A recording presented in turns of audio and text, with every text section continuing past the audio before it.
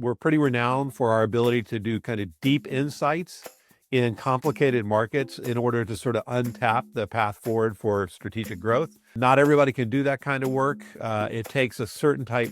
You can't just hire a regular research firm to do that. You have to have very experienced people that know how to have a deep business conversation. I think half the problem is understanding what the problem is you're trying to solve. We think in terms of how fast can we solve the problem.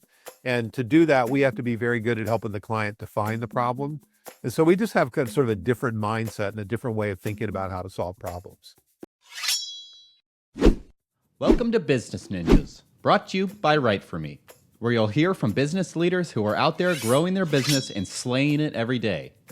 Learn from the masters. Let's get started.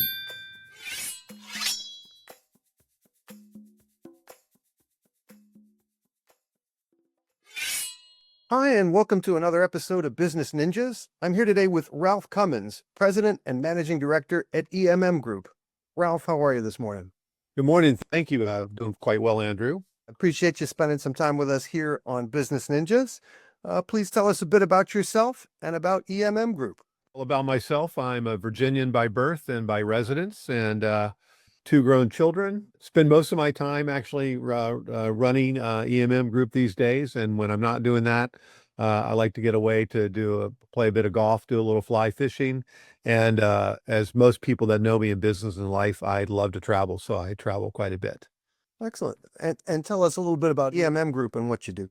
Sure. So EMM Group is a boutique management consultancy. I guess you would say that we specialize in growth strategy.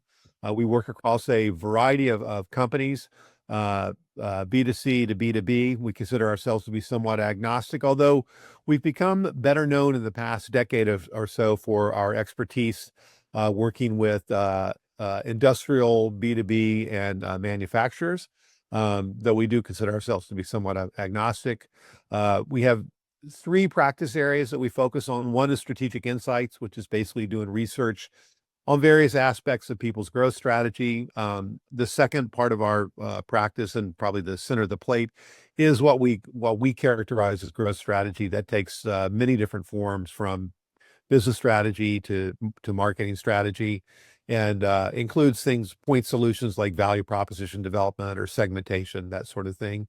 And then our third practice, which is probably the most unique thing we do, is what we call marketing capability development or marketing excellence. And in that case, we work with companies to help them define what their best practices are in marketing, and then develop different programs to help implement those practices and to train their people or upskill their folks to be better marketers. That outside perspective can be invaluable to a company. People tend to have blinders on. They do something well, they're passionate about it, they know what they want to say, but that little bit of tweak in terms of, this is what we see as the connective tissue between you and your ideal customer profile can be invaluable. So I appreciate your approach. That makes a lot of sense to me. Any particular size company you work best with? It's funny that you say that. You would think based on our scale that we would be more of a mid-cap kind of company, but our heritage, we were founded by two very large companies. Most of our principals, our original founders and our principals, came from very large companies. And so we traditionally have actually serviced primarily Fortune 500 and even Fortune 100 companies. And on top of that, we've done it globally, even though we're a very small boutique consultancy. Over the past 10 years or so, we've really diversified our client base simply because we wanted to serve more mid-size and even some smaller companies, just by virtue of who we are and the way we think. And so I think today we have a bit more of a diverse client set than we used to. I'm still on the board of advisors to a couple startup companies, but our two biggest clients are Fortune 100 companies. So we're pretty comfortable operating across a range of enterprise structures and sizes. I'd say that's pretty good validation that your agnostic approach is working, that you can work with a startup and a Fortune 100 with the same sort of skill set. You have to be very independent and flexible in how you do things in order to make that adjustment, right? Sure. What are the most common problems you're solving for your clients?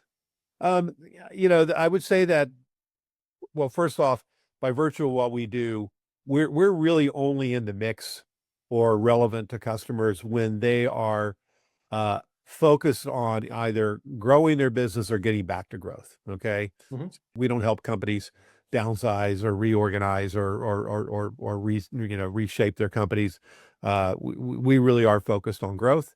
And generally speaking, we're brought in for sort of three primary reasons that kind of align with our practice. One is we're pretty renowned for our ability to do kind of deep insights in complicated markets in order to sort of untap the path forward for strategic growth. Not everybody can do that kind of work. It takes a certain type. You can't just hire a regular research firm to do that. You have to have very experienced people that know how to have a deep business conversation with customers. So that's one area that we tend to get invited in. And indeed, some companies see us primarily as an insights or research company, which is fine. That's what they want. The other area we typically get brought into is someone has a growth strategy issue, whether it's a long-term planning issue or just a stubborn launch plan, or the team struggling with the trying to come up with the right value proposition for a new product. We're often brought in because of our very independent mindset. We tend to approach things really from a very much from a market back level. We have no vested interest in how the problem is going to be solved down the road, right? And so, often we do a lot of brand strategy work, Mhm. and a lot of people value the fact that we have nothing writing on how we solve that brand strategy issue because we're not going to do the execution, right? And that's true in a lot of things we're doing. So the sort of the agnostic, independent approach to our to growth problems is a big attraction for a lot of our clients. And then finally, we do get quite a few companies that know us because of this marketing excellence practice we have. And we have been associated with some significant transformation projects with big, well-known companies over the years that leads people to come back to us time and again for work in that area. I assume when you're working with a Fortune 100 company, you're working alongside a large internal department, as opposed to a lot of the current startups are fractionalizing and outsourcing these sorts of services. Easier or more difficult when you've already got a team in place inside a company to execute your vision and to help them grow? I would simply say that it's easier if you have a relationship that enables you to really understand from the inside out what the problems are. In our business, I think half the problem is understanding what the problem is you're trying to solve. Right. And when you take large groups of consultants like the Big Four do, you embed them in a company, you give them basically a template to follow and hope that they will follow that process to the right solution. That has a certain amount of value to it, I suppose. Um, I think that where we're sort of different is, we embed and get to know the customer. And I think that, because of our experience, we tend to think more freely, and we tend to I think a bit faster. And so we're able to get to the right solution quicker. Right. And so we don't even really think in terms of embedding teams in companies. Mhm. That's somebody else's job.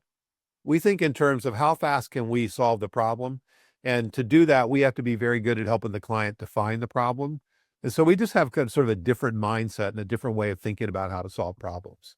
Hey, If that answers your question. it does. I mean, it sounds like that sort of independent thinking and that lack of a cookie cutter approach is what differentiates you from your competitors. Any other components beyond that that you would say makes you stand out in the field? The funny thing is we're very IP driven, but it doesn't really matter what your IP is or your practices are. If you don't know how to make the right choices, if you don't diagnose the problem correctly and make the right choices to solve the problem quickly, right?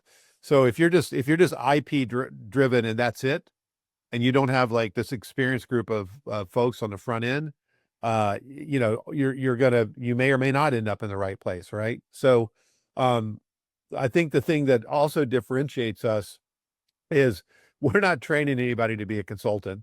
Everybody that works for us, whether they're full-time employees or longtime partners, they're all experienced people, most of which frankly have had a career, or are even late career.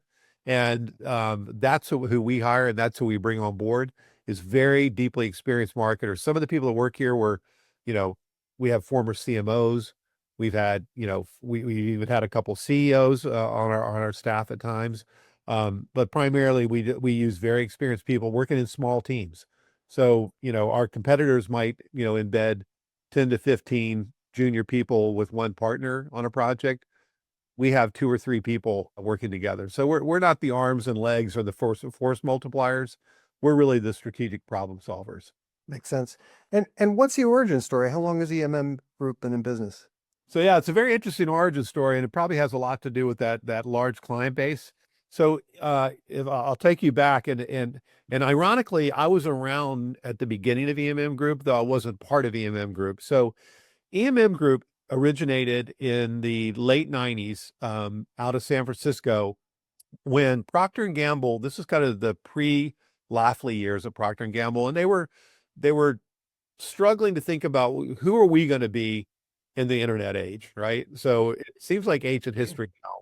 But as someone said, deodorant, bubbles, and household cleaners didn't seem that sexy during the dot-com boom. And so they had this idea that, one of their core assets was their marketing expertise, right? So, Procter and Gamble was, and probably still is, considered one of the premier marketers in the world. And so they had the idea to take all of their marketing intellectual property and processes and history, and basically bundle it up and let other companies buy into that and use it in their own marketing practice. So they worked with Accenture and started a joint venture, which was the origination of EMM Group. It wasn't called that. They actually bought a platform. And it's funny, the terminology I think they used back then was an ASP platform, that they were, and they formed a team, the founders of EMM Group, to go into Procter and Gamble and to codify all of their marketing best practices and intellectual property, and created this platform, and indeed rolled it out and tested it with a handful of very big companies. And while it tested very well, several things happened between the late 90s and the early 2000s, where first off, I think Procter and Gamble realized that for this to work, they had to become a software company or technology company, and they weren't. And that didn't make sense to them, right? So they pulled back for, I think, probably pretty good reasons.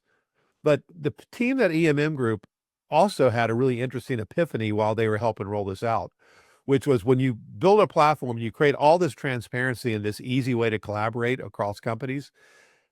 And that was not a natural act. People were sort of used to working in silos. And so from day one, we were doing a lot of training, or EMM Group was doing a lot of training on how to work together. And so that was kind of the origination of what we call the marketing excellence programs that we run. And so what happened was when Procter & Gamble decided to shut down the platform, they allowed the team from EMM to retain the generic intellectual property and start a consultancy. So the original company was actually called Imperative, EMM Imperative, and that stood for Enterprise Marketing Management. Okay. They coined that term. This was back in the days when ERP was interesting. And so it became Imperative, and then we left, and in 2003 became EMM Group as a consultancy. And the reason I know this is I was running my own agency in San Francisco at the time, and I was actually, my agency launched the original Imperative company. And so I stayed in touch over the years with the founders of EMM Group, and then I ended up joining EMM Group in 2009 myself, even after I'd moved back to Virginia from San Francisco. Very interesting story. It seems like ancient history, but it was also seems like yesterday. Well, hey, P&G, I mean, if you're talking about an archetype for brand recognition and really reaching consumers and catchy jingles and their ad campaigns of my childhood were, they were just right there on the tip of everyone's tongue, and they've remained relevant for decades and decades. So if you were going to absorb anybody's approach and codify, you backed the right horse. Let's put it that way. That certainly gave us a lot of credibility as a marketing strategy firm, if you will. And, we've continued to grow and build on that ever since, and diversify our practice. So, but it's still fun to think back, and I actually still have a lot of that original content that we created in probably 2000 or 2001. And sometimes I go take a look at it through one eye, it looks very outdated, but the others, it's like some of this stuff is just timeless, right? It's still the best practices that drive really good marketing today. So, Absolutely. Let's switch gears for a second. Tell me about the COVID years and trying to help companies pivot and grow through such a challenging time. yeah, well, that was very interesting. I left EMM Group for a couple years and went and ran a technology practice for a variety of reasons. Great experience, really kind of I'll say filled a hole in my own sort of experience and my own background. I think it made me a better strategic thinker, but it wasn't really the right thing for me. I was lucky to join a great company that's located on the East Coast, but it wasn't really the best position for me or for them, in my opinion. So I came back to EMM right before COVID started. And, we were doing the same things we've always done. And when COVID hit, there was all this uncertainty. And, you know, a lot of the several of the projects we were working on got put on hold, right? Because they were all kind of growth focused, sort of launch projects. What saved us during the COVID years is that a number of our clients recognized that that was the perfect time to do some training and some upskilling of their people. And so we became extremely proficient on delivering the kind of workshop training we've done traditionally through Zoom. And so we had a number of clients said, let's switch gears. Let's get EMM Group in here. And we very quickly developed a lot of training opportunities and project training opportunities. That's our big thing in training is project-based learning, where we work with teams on real projects to learn a particular skill or practice. And so that absolutely kept us going through COVID. So we were very fortunate to have some great, forward-thinking clients that realized that this is the one thing that our people needed more than anything else. Absolutely. Absolutely. What role has content played in the growth of EMM? How have you been telling your story over the years? One of the things that we do is we create what we call strategic marketing frameworks for companies. We've done this for all kinds of big companies, right? And it's helping them define what their best practices in marketing or strategic marketing are, what are the tools and things you need, and what's the content you need to deliver that. So we've always been, to some extent, a content-driven company in that we actually create bespoke content for our customers that are actively participating in the marketing excellence side of our business. The truth of the matter is, no matter what door our customers go through, they usually end up using us for all three, you know, insight, strategic problem solving, and upskilling their people, right? But that's always been a big part of our content, and it's even becoming a more important part of our practice today, simply because content has shifted from executional in the world of marketing to strategic, right? I don't know a marketer worth their salt that doesn't see their content strategy and their content plan as a big part of what they need to do in order to go to market. So it's content and how to think about content plays a bigger role and actually in our practice today than it did before. And I mean, it's kind of funny because 10 years ago, you would have never talked about the content strategy with a business leader, because they would think of it as communications or something. And now it's a big part of it. So, everything digital and everything content is all kind of mainstream now. And it's just all part of the choices you make. And, it's still all about understanding the market and what the market needs, who it is you're best suited to serve, and then determining what's the best way to serve them. And so that's one of the choices you have. All right. Look down the road a year from now. What are some things you'd like to be celebrating personally and professionally? Personally, I am almost I'm not that far from being in a position to retire or take a step back. So I guess I would intertwine my personal and professional goals in that uh, my company has gone through a lot of change. EMM Group has gone through a lot of change over the years, and there have been some times where the future was in doubt, like during the COVID years. Okay, we're not just a group of people that work together; we're like family, and many people have worked for us for many years. And so the one thing I'm looking forward to, we're going through an evolution of the company to broaden out so that the employees can essentially own the company and take it forward. I'm looking forward to the day when I can just kind of do what I love, which is working with clients and trying to help them solve problems and letting others run the company. And I'm looking forward to the day where I actually step back and I watch EMM move on into the future. To me, that's going to be gratifying on so many levels. Excellent. Well, I guess there's more fly fishing in your future. We'll see. I try to sneak it in, when I can. So Hey, it's the all elusive work-life balance. I'd like to think that EMM is, we're a work hard, play hard company. We're not a lifestyle company, but we really do believe, I mean, we kind of consider ourselves a lighthouse for experienced creative marketers, a place where they can come and sort of practice their craft, but live the kind of life they want to live. We have incredibly flexible policies and live where you want, work where you want, take vacation you want, just get the job done. So when you hire really experienced, responsible people, you don't really have to worry about, the managing process and all, because they value what we offer them. And so they're willing to do what it takes to make the client successful. And when that happens, it all works for everybody. It sounds like there's a brass ring to be had at EMM Group as an employee. So kudos to you for that approach. Absolutely. Well, hey, please tell us, what's your URL? Where can people find EMM Group, and what social media outlets are you using as well? Well, I hate to say it, but the cobbler's children has no shoes, but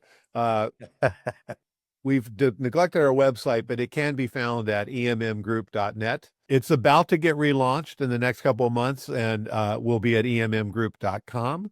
And to the extent that we use social media, you'll find us on LinkedIn.